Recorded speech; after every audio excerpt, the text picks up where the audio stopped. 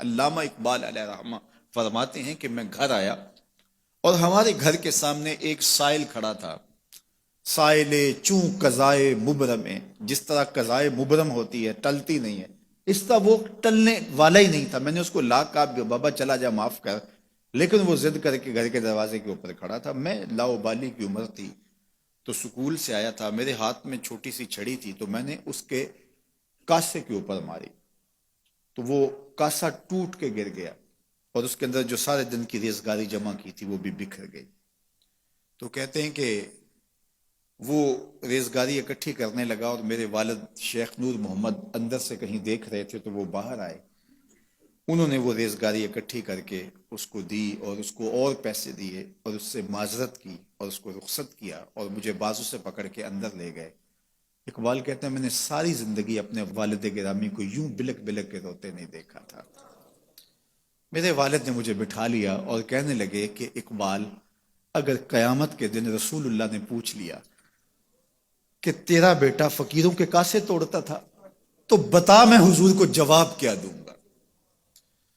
تو کہتے ہیں کہ بس وہی لمحہ میری تربیت کا تھا.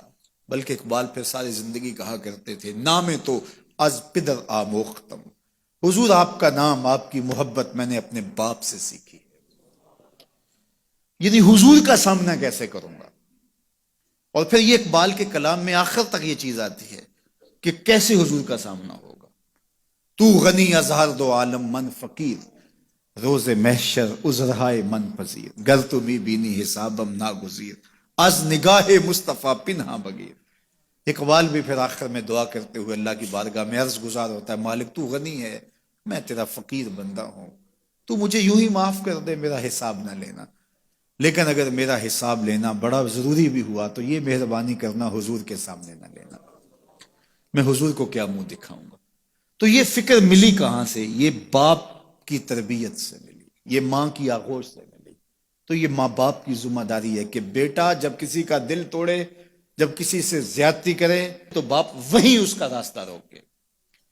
اور ایک فقیر کا لا ابالی پن کے اندر کاسا توڑ دیا اور باپ نے پھر ایسی تربیت کی کہ اقبال ساری زندگی لوگوں کے دل جوڑتا رہا، ساری زندگی بتاتا رہا کہ انسان کی اصل صورت کیا ہوتی ہے. دل نہیں شاعر کا ہے کیفیتوں کی رستخیز، کیا بتاؤں کہ درون سینہ کیا رکھتا ہوں میں، در غم دیگر بسوزو دیگر آرا ہم بسوز، گفت مت روشن حدیث گر توانی دار ہوش، کہہ گئے ہیں شاعری جزویست از پیغمبری، ہاں سنا دے پڑھ کے ان کو پیغام سروش.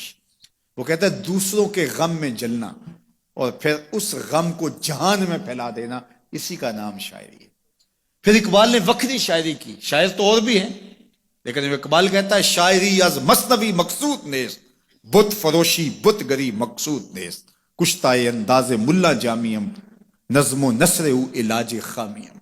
وہ کہتا ہے کہ میں یہ بت نہیں بنا رہا کہ یہ غزلیں تراش کے اور یہ نظمیں تراش کے لوگوں سے داد وصول کرو. بلکہ کسی نے اقبال کو کہا یار کوئی غزل تو سناؤ، تو اقبال رو پڑا، کہا حضور میں اپنے شعروں کی داد قیامت کے دن آپ سے ہی لوں گا. یارہ مرا غزل خانے شمردن، یاروں نے تو مجھے غزل خاں سمجھ لیا، میرا تو مقصد ہی اور ہے. بلکہ ان شعراء پہ تنقید اقبال نے کی، عشق و مستی کا جنازہ ہے تخیل ان کے اندیشہ تاریخ میں قوموں کے مزار، چشم آدم سے چھپاتے ہیں مقامات بلند، کرتے ہیں روح کو خوابیدہ بدن کو بیدار. ہند کے شاعر و صورت گرو افسانہ نویس، آہ بیچاروں کے اعصاب پہ عورت ہے سوار. ہر وقت لب و رخسار کے تذکرے، ہر وقت نشیلی آنکھوں کی کہانیاں، ہر وقت کدے رانا کی باتیں. کہا تم اس خول سے نکل ہی نہیں رہے، تمہاری شاعری صرف ایک عورت کے گرد گھوم رہی ہے جس نے اس کو تخلیق کیا، اس خالق کے جلوے بھی تو دیکھو نا. تو اقبال پھر اقبال بنتا ہے اور اس کو یہ شعور، یہ آگہی، یہ نور ملتا کہاں سے ہے؟ یہ باپ سکھاتا ہے. باپ کے بعد پھر مولوی میر حسن ملتا ہے جو استاد اقبال کو اقبال بنا دیتا ہے. تو یہ ماحول انسان کو سکھاتا ہے. تو میں اور آپ دیکھیں کہ ہم اپنی اولاد کو کیا دے رہے ہیں. تو کبھی بھی اپنی اولاد کو اس کی اجازت نہ دیں کہ وہ کسی کمزور پر ظلم کرے.